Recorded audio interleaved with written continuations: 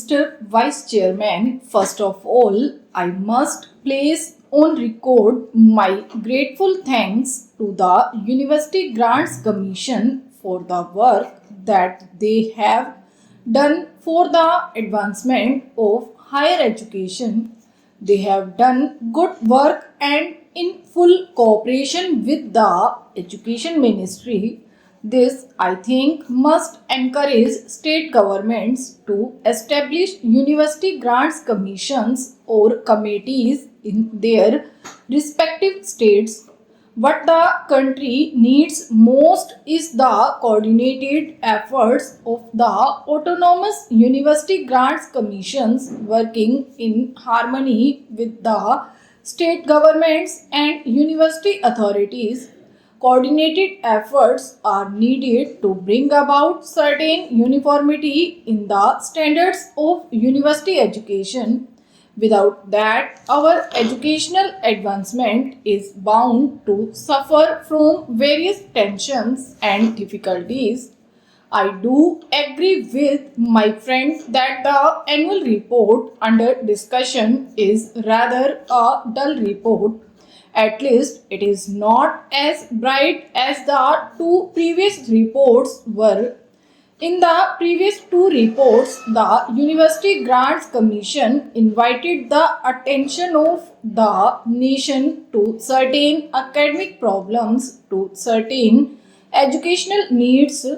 Unfortunately, in this report, the University Grants Commission confines its remarks mostly to what has been achieved in the field of university education under the guidance and with the assistance of the University Grants Commission.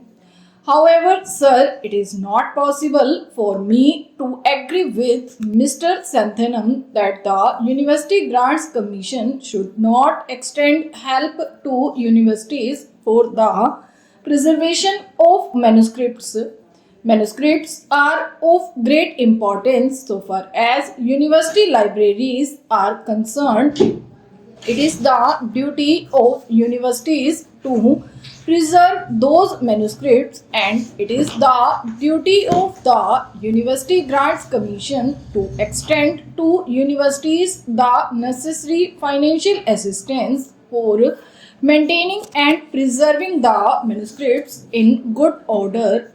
Also, it is not possible for me, sir, to agree with my friend that today universities are enjoying too much of autonomy.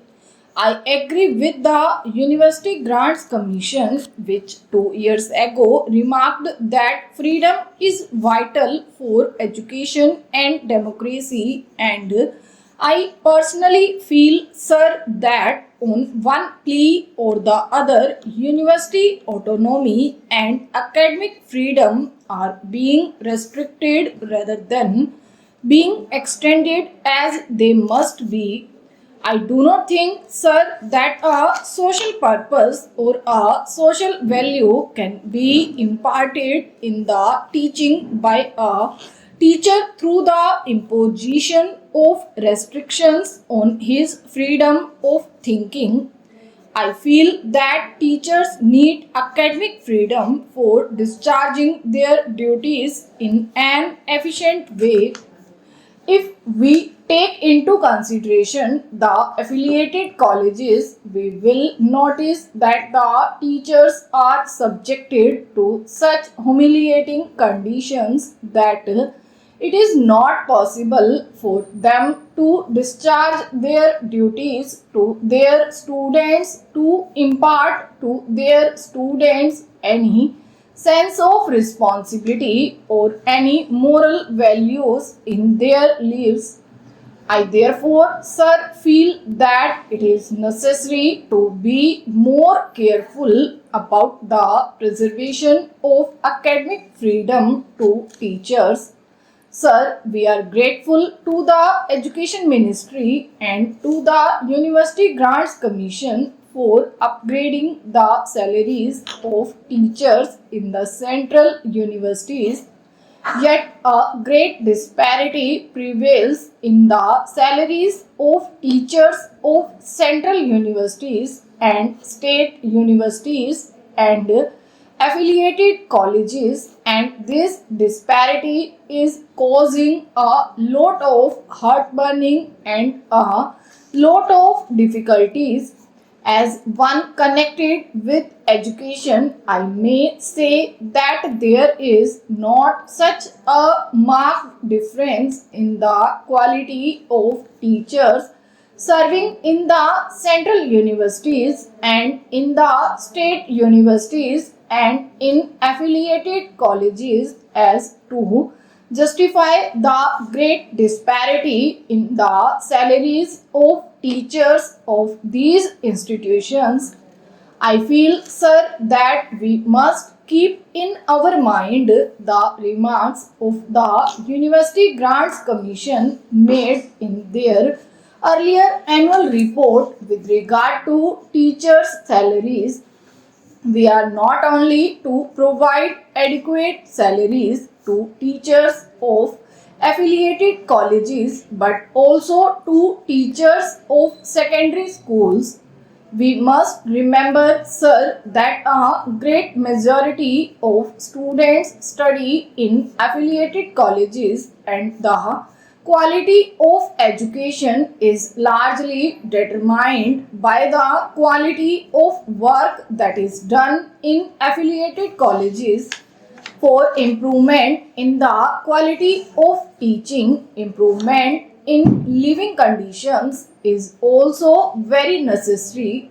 The University Grants Commission has invited our attention in its reports to the appalling conditions in which teachers have to live, but unfortunately, the University Grants Commission has to admit that it does not seem likely that we shall be able to make anything more than the marginal contribution towards this practical need.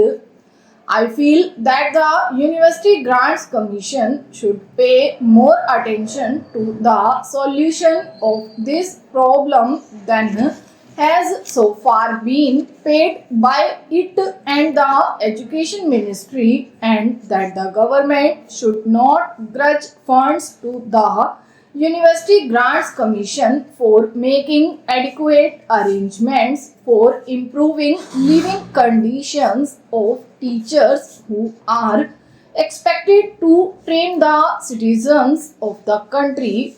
Sir, in the University Grants Commission report, it is maintained that rupees 12,000 should be granted to every affiliated college for the welfare of the teaching staff, and that efforts should be made to provide them with quarters, and that too in the vicinity of the college where they teach.